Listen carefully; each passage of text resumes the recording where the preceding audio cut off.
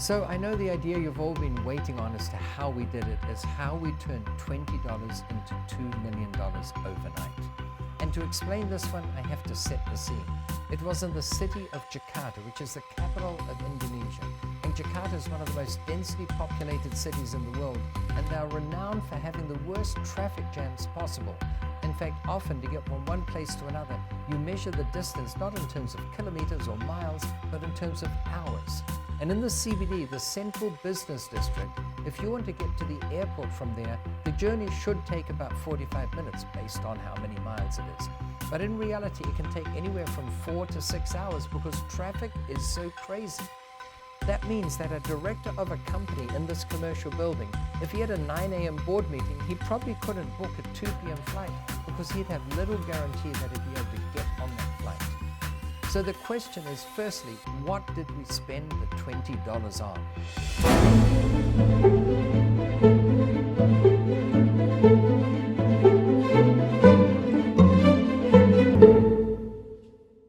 Before we get to the deal where I show you how we turned $20 into $2 million overnight, I want to take you to the Arizona desert where I live.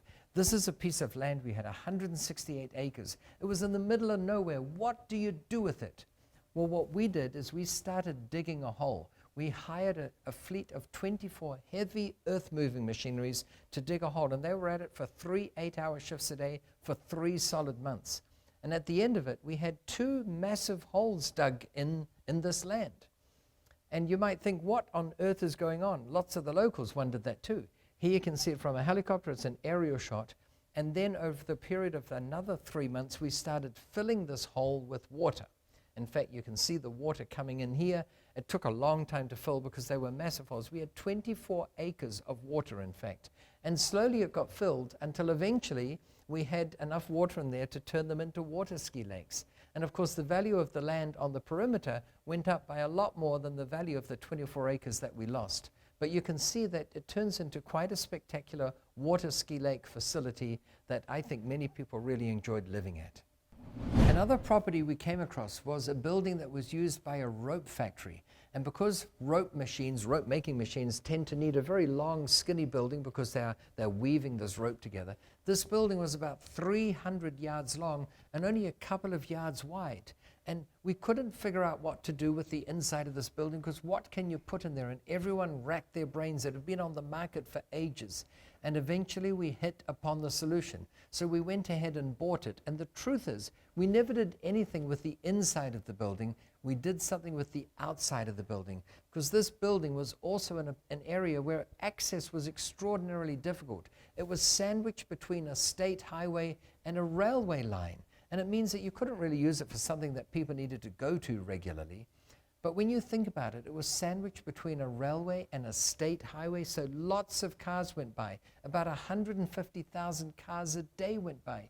We used the outside of the building as one massive big structure for billboards, and we rented out the advertising space on this building.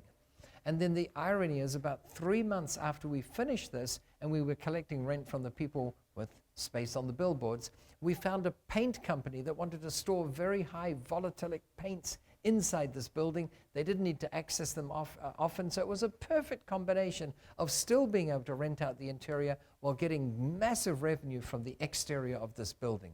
In fact, you'd be surprised how much money is generated from billboards in general. And if you can find a way where you can legally put advertising space on something, you'll find a way of generating revenue. Another one, by the way, is on the roofs of buildings. When you fly into a city to land at the airport, you'll be stunned at how few of those roofs are used to advertise products that advertisers are willing to spend money on. Remember, the most valuable piece of real estate is the 6 inches, give or take an inch or two, between your right ear and your left ear, because it's what you create in that space that ultimately will determine your net worth. And what did we spend the $20 on? I spent the $20 on a bucket of white paint and a brush. And I went onto the roof of this commercial building. It was a flat concrete roof, and I painted a big white circle. And then in the middle of the circle, I painted the letter H, and I turned it into a helipad. Now, full disclosure, we also had to get Civil Aviation Authority approval to put a helipad there. You can't just put one on any building. but we got that. And now these directors of these companies in this commercial building could get to the airport in 15 minutes. So obviously that increased the rental value for these people. Now down there, their currency is rupiah, and they use square meters rather than square feet. But converting it back from square meters and rupiah, the rental previously was about $14 a foot, and it went to $16 a foot. So that was an increase in rental of $2 a foot from 14 to 16. And some of the tenants were perfectly happy to pay that extra $2 a foot because they could use the services of that helipad to get to the airport. Others who perhaps knew that they would never use the helicopter were still happy to pay an extra $2 a foot because they had bragging rights. They could say to their customers and clients and friends and family, oh, our building has helicopter access to the airport.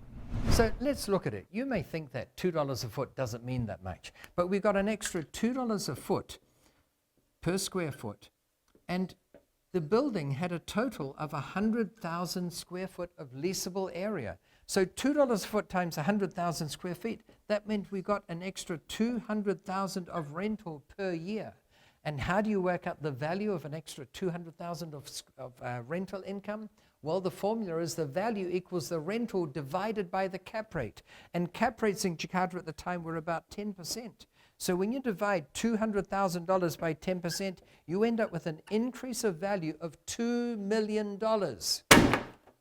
This is real, folks. This is literally how it happens. And that's why I keep on saying the most valuable piece of real estate is the 6 inches, give or take an inch or two, between your right ear and your left ear. Someone had to come up with this idea.